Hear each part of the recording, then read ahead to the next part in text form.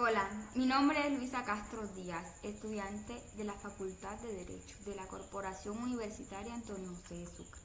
Hoy les vengo a sustentar mi parcial de comercial. La primera pregunta dice, ¿qué es un libro de comercio y por qué se debe inscribir?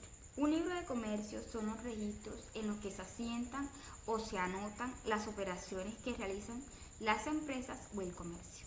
¿Por qué se deben inscribir los libros de comercio? Bueno, según el artículo 48, es obligación de todo comerciante inscribir en el registro mercantil todos los libros, respecto de los cuales la ley exija esa formalidad.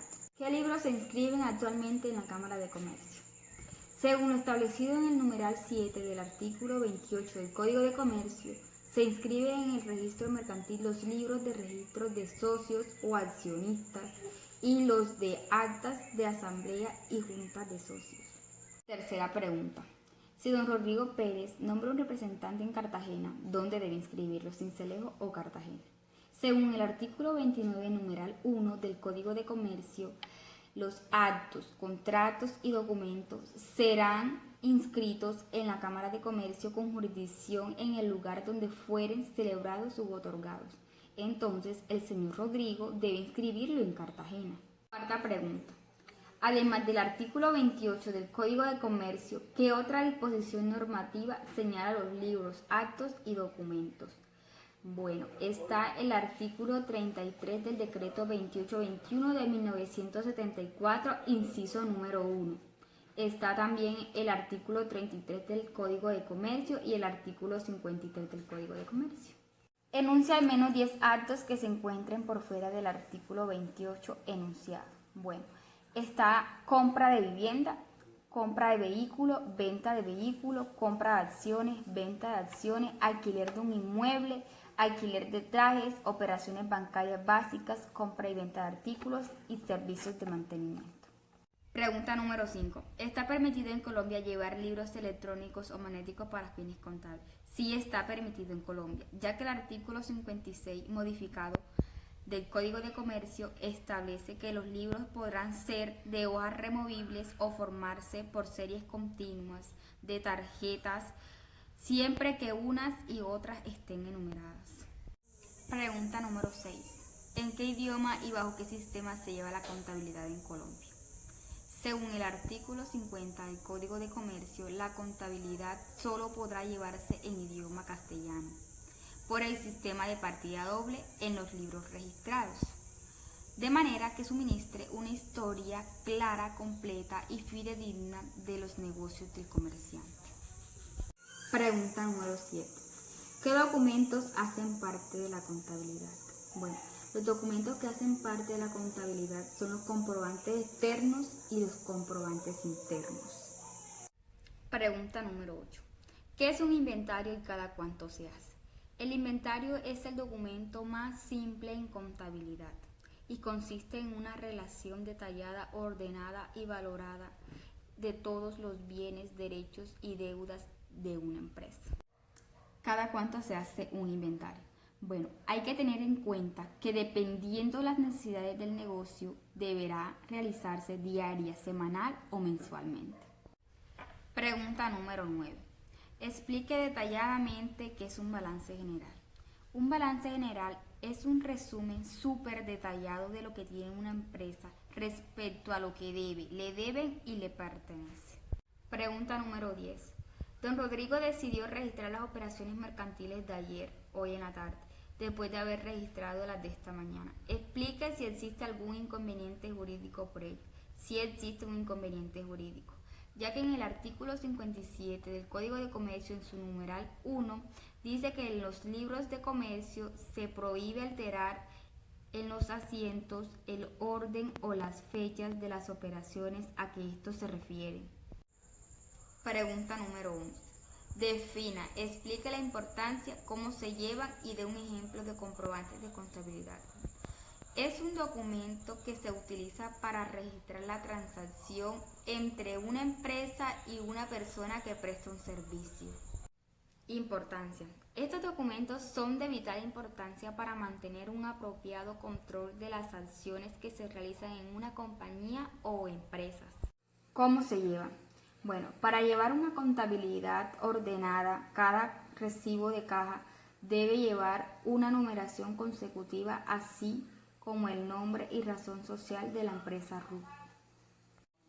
Ejemplos de comprobantes de ventas. Bueno, está la factura de ventas, recibos de cobro, presupuestos, vales, recibos de pago, entre otros. Pregunta número 12.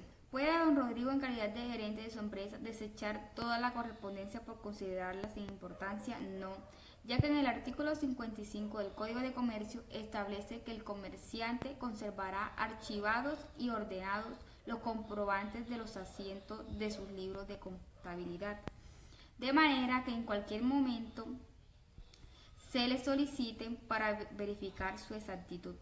Pregunta número 13. Explique para qué son las hojas removibles o tarjetas para su uso actual. Las hojas removibles son utilizadas para llevar un registro de la determinada actividad comercial y estas deben estar enumeradas. Pregunta número 14. ¿Cuáles son las prohibiciones sobre los libros de comercio y qué consecuencias tiene el comerciante por su violación? Según el artículo 57 del Código de Comercio, en los libros de comercio se prohíbe, primero, alterar en los asientos el orden o la fecha de las operaciones a que estos se refieren. Segundo, dejar espacios que faciliten interlineaciones o adiciones en el texto de los asientos a continuación de los mismos.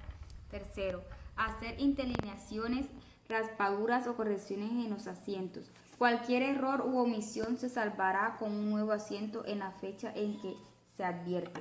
Cuarto, borrar o tachar en todo o en parte los asientos. Y quinto, arrancar las hojas, alterar el orden de las mismas o mutilar los libros. Consecuencias. Serán sancionadas con multas entre 10 y 1000 salarios mínimos legales mensuales y vigentes, atendiendo criterios de necesidad, razonabilidad y proporcionalidad. La multa será impuesta por la Superintendencia de Sociedades o del ente de la inspección, vigilancia o control correspondiente según el caso, de oficio o a petición de cualquier persona. Pregunta número 15. ¿Por cuánto tiempo se deben conservar los libros y papeles del comerciante? ¿Cuál es la condición para destruirlos? Los libros y papeles deberán ser conservados cuando menos 10 años, contados desde el cierre de aquellos o a la fecha del último asiento, documento o comprobante. Transcurrido este tiempo, podrán ser destruidos por el comerciante, siempre que por cualquier medio técnico adecuado garantice su reproducción exacta. Pregunta número 16. ¿Quiénes pueden examinar los libros y papeles del comerciante? Los libros y papeles del comerciante no podrán examinarse por personas distintas a sus propietarios o personas autorizadas para ello, sino para los fines indicados en la Constitución Nacional y mediante orden de autoridad competente. Pregunta número 17. ¿Quiénes pueden ordenar la muestra de los libros del comerciante? Según el artículo 63, podrán ordenar los funcionarios de la rama jurisdiccional y ejecutiva del Poder Público. Solamente podrán ordenar de oficio la presentación o examen de los libros y papeles de los comerciantes en los siguientes casos.